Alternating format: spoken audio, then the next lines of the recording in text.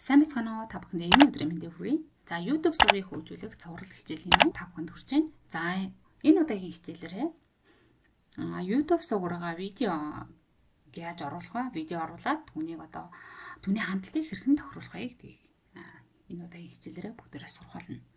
За тэгэхээр мэдээж энийг хийж сурахын тулд та энэ хичээлээ эхнээс нь дуустал нь үзээрэй. За өмнөх хичээл дээр бид нар болохоор сувгийн трейлер тэгэл яаж тохируулах тийм онцлог видео яаж тохируулахыг үзсэн байгаа. Хэрвээ YouTube сувгийн хөгжүүлэлттэй холбоотой өмнөх хичээлүүдийг үзээгүй байгаа бол энэ видео бичлэгний видео бичлэгний description box тэр бүх өмнөх хичээлүүдийн линкийг ингээд холбоод өгчнө. Тэгэхээр та хэрвээ тэдгэрийг үзэх хүсэж байгаа бол тэр линкүүд дээр дараад үзээрэй. За бүгдээрээ хичээлээ эхэлцгээе. За тэгэхээр YouTube сувгаараа видео оруулахдаа энэ араа баруун дээд болонд байгаа нэг create гэдэг энийг камерны зурган дээр ингээд харахаар видео оруулах хоёр төрлийн сонголт гарч ирж байна. Live видео буюу ингээд бид нөгөө Facebook дээр ингээд live хийдэж штэ. Тэрэн чинь бас YouTube дээрээ бас ингээд live хийх боломжтой байна. За тэгээд видео оруулахдаа бол бид нэр upload video гэснийг сонгоно. За энэ цаа дээрээс болохоор бид нэр видео сонгоод оруулаараа гэдэг тийм ээ. Select files гэсэн төвчийг энийг сонгоч тийм ээ. Ийм видеого оруулъя. За тэгэхээр энэ дээр видеоныхоо нэрийг өгөх нь байна тийм ээ.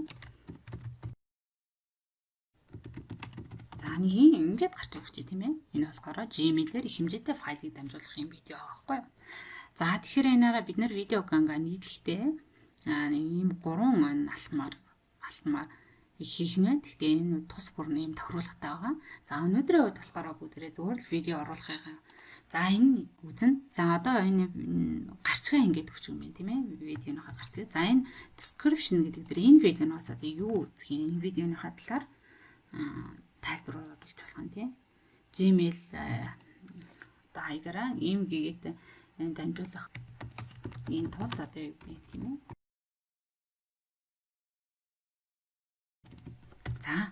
За ингээд энэ видеоныхаа ингээд тайлбарыг оруулах нь тийм ээ.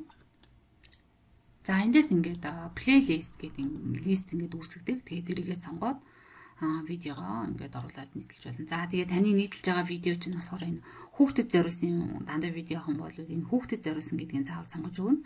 Хэрвээ хүүхдэд зориулагдаагүй гэдэг юм бол энэ доотлих нь тэгээ мөн насны хязгаарлалт гэдэг бас ингэж тохируулж өгдөг байгаа.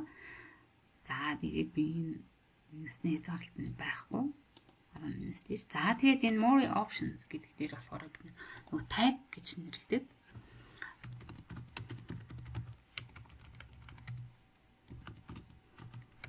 За ингэж хэм хичээл юу гэдэг тэгээд YouTube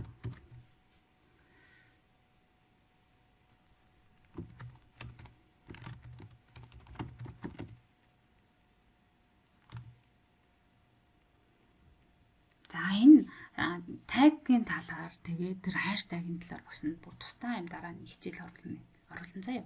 За тэгэхээр энэ зүгээр товчхон яхад энэ таг бол таны сувгийг энэ таны видеог олоход л хэрэглэгддэг юм та нөгөө түлхүүр өгнүүдэл энд оруулж өгнө гэсэн үг байхгүй. Энэ видеог олохын тулд хэрэглэгч ер нь ямар түлхүүр үгээр хайж болох вэ гэдэг тэр өгнүүдийг оруулж өгнө гэсэн үг. За би эсвэл хэмжээтэй файл дамжуулах гэж болно тийм ээ.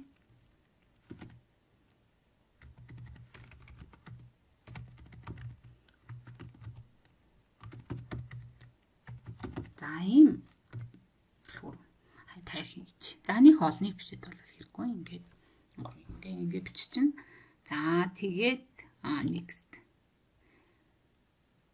За энд болохоор end screen add cards гэдэг таны дараагийн бичлэгүүдийг мөн та энэ бичлэгтэй холбоотой юм бусад видео бичлэг листүүдийг энд нь бол холбож өгөх боломжтой байдаг. За бүгдээ энийг бол дараагийн тусдаа хичээлээр үзнэ ингээд next. За тэгээд өнөөдрийн хичээл дээр бид нөгөө эрхийг хандлтыг ингээд тохируулж өгнө. За энэ хэсэгт бид нөгөө видеог үзэх хандлтын эрхийг тохируулж өгдөг. За энэ чинь provide гэхээр энэ бичлэг маань юм хаалттай. Зөвхөн та ингээд share хийсэн тэр хүнд имэйлээр явуулсан тэр хүмүүс л үзэх боломжтой гэсэн үг байхгүй юу? Багш нарын хувьд бол эсвэл энэ нууц ингээд YouTube-ыг ашиглаад ингээд сургалт явуулдаг хүмүүс байгаа шүү дээ, тийм ээ.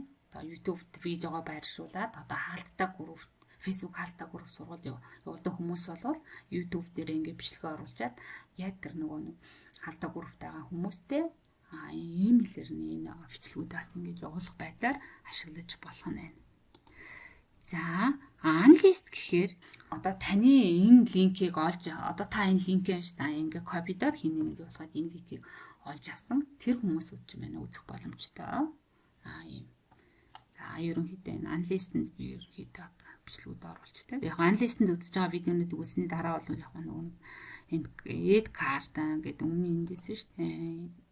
Add card-с end screen-д нь бол нөгөө аналистэнд байгаа видеонуудтай холбоод өчөх юм бол үргэлжлээд ингээд гараад тэр аналистэнд байгаа бус видео үзэх боломжтойгоор бол харагддаг. За тэгээд энэ public гэсэн бол олон нийт нээлттэй. Тэгээ set proof гэхээр яг ийм чухал видеод ингээд тэмдэглэж болно нэг үгээр хэлбэл.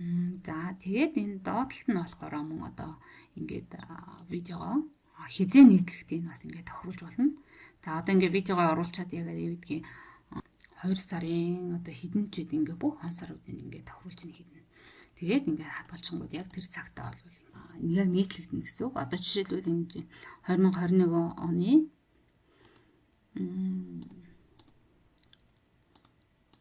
нэг хэдэн цагт идгийг нийтлэгдэнэ гэдгийг бол ингээ оруулчих болно. За тэгээд одоо энэ нөгөө видеого бид нэр publish гэсэн нэр нийтлэлжээ. За энэ видеого бид нэр public гэсэн сонголттой гарна.